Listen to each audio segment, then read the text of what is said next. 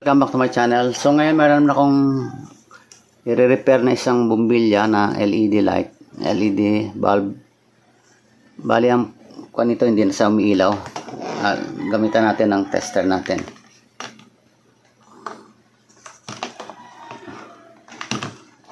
Okay, so saksak natin. So, power on. Ayan, may power na yan guys. Testingin natin to kung bakit hindi siya may ilaw. Ayan guys, hindi siya may ilaw, walang power yan. So ang gagawin natin, i-repair natin itong bulb para hindi na tayo bumili ng bago. Okay, so bunutin ko muna. Ayan, tabi natin muna, tanggalin. Tabi. So, mga ganito klaseng LED bulb, may mga maliliit na LED chips dyan sa loob na naka-series. Isa lang dyan ang mapunde, hindi na tatawid yung kuryente, hindi na iilaw yung iba. So, try natin repair. Meron ako na gawang video dati na tungkol din sa pagre-repair nito. Panoorin nyo na lang yun kung sakaling madaanan nyo para malaman nyo rin. Ganong din ang gagawin natin dito. So try natin buksan muna to.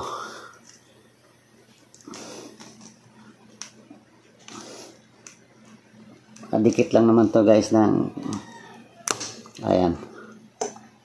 So yan. Ayun, may nakita agad tayo na punde. Yun, yung isang yun, nakita yung kulay itim. Ayan o. Ito na-repair na pala to dati. Ayan o.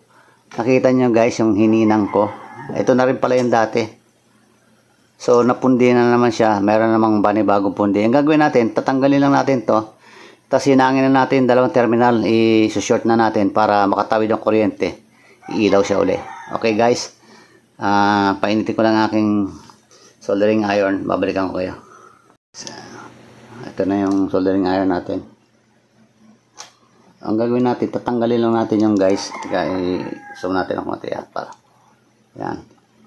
Tanggalin lang natin tong isang ilaw na to. Yung may punde. Guys, natanggal ko na. Kung nakita nyo guys, yan o. Nakita nyo may terminal dito. Yan o. Yung dalawa, yung kulay black na yon. So yan, pagdidikitin natin, hinangin natin. Gaya ng ginawa ko din dati dito. Para magkatuon ng continuity. So, para ilaw pa tong natitira. Ito na yung tinanggal ko guys. Ito siya. Okay. Ayan siya guys. Ito yung tinanggal ko.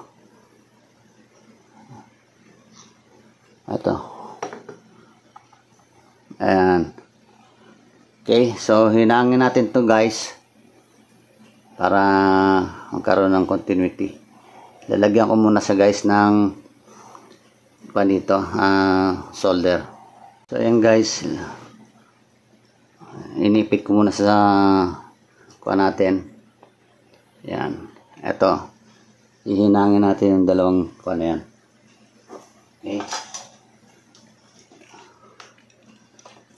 so lagay tayo ng lid.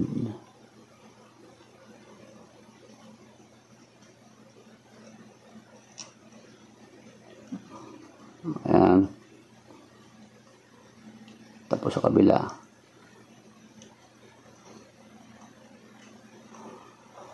Yan, parang may continuity na siya. Dagdagan pa natin. Ayun. Okay. Check natin guys.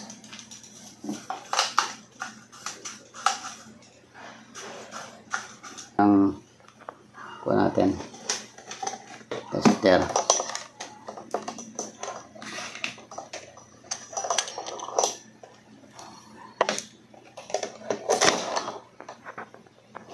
Ayan, lagyan natin sa continuity. Okay, ngayon test natin yung meron na rin sa kabila. Okay. So, dito.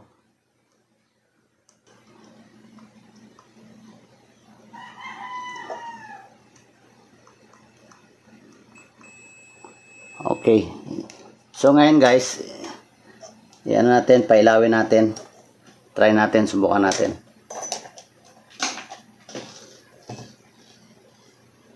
Okay. Yan ang itsura niya.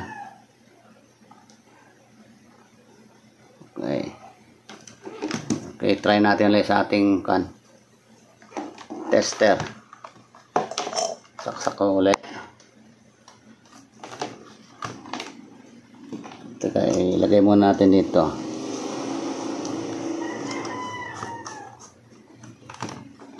Tingnan natin kung ilaw siya. Saksak. Power on. Ayan.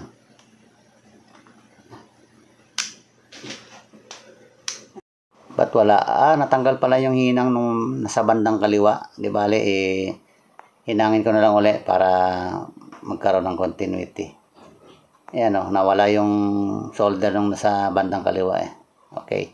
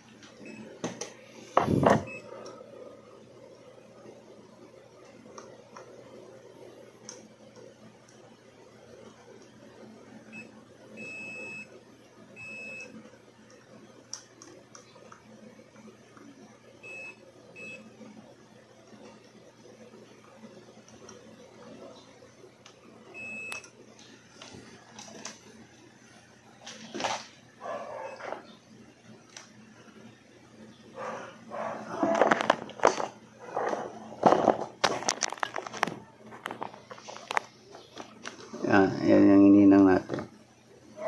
So, saksak natin guys para malaman natin kung iilaw pa rin siya. Ito yung saksakan. Saksak natin. Okay. Switch on natin. Ayun. So, gumagana pa rin siya guys. Ayan o. So, pwede pa ito magamit guys. Nakatipid guys sa bumbilya, imbis na bibili kayo. Kung ganyan marunong kayo mag-repair, yan, mapapagana nyo pa. So, dalawang bumbilya na yun na po, may 5 pa. Ayan, 1, 2, 3, 4, 5. Yan. Habang nababawasan yung LED na yan, may syempre, mababawasan din liwanag, pero at least pwede pa siya. Oh, ipatay ko guys yung ilaw, tapos switch on muna natin. Ayan, patay ko yung ilaw. Oh. Maliwanag pa rin siya, di ba guys? Pwede pa siya magamit. Okay, so open. Off. So, yun lang guys, ang paraan para paano i-repair ang mga LED bulb ninyo. Huwag nyo kagad tatapon pa sa meron kayong nakitang ganyang problema. Itabi nyo lang, tapos paggawa niya sa marunong, o kayo, kung pwede na rin kayo, kung meron na kayong gamit, baklasin nyo lang yung pundi na bulb, tapos palit, idikit nyo lang, ihinang nyo na lang. O kung meron kayong pamalit na ganitong klaseng bumbilya, pwede nyo palitan, lagyan ng ganyang mga LED light. Okay guys, yun lang. Ito, ididikit ko na ito para masara. Yan, nalagyan ko lang ng siyang panuli. Yung dating gawi. Ayan. So, dito natin lalagyan. Magagamit pa to.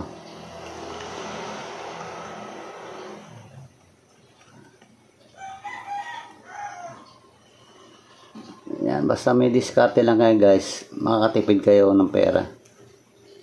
Imbis na bili tayo ng bili, gawan nyo lang ng paraan, magagamit nyo pa. So, hanapin nyo lang kung saan yung magandang pagkalapat na. Ayan, ayan siguro. Ay, magandang lapat.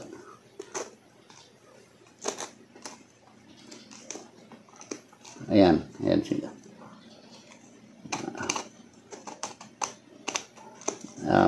Sayang, hindi ko nalagyan ng marker. Dapat, bago yung baklasin, lagyan nyo ng marker para pagbalik nyo, doon nyo rin kakabit ulit.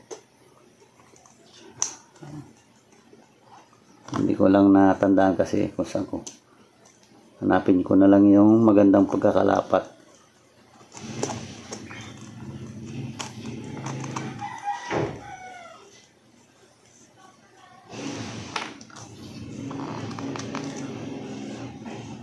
Yan. Okay na. Nalapat na siya ng maigi. So, patuyuin ko na to. Pwede na magamit. So, kung nagustuhan nyo to guys, ang ating simpleng pag-repair, paki-like and share, and don't forget to subscribe to my channel, Nib TV, and also press the notification bell para ma-update kayo sa mga susunod pa mga video. Maraming salamat.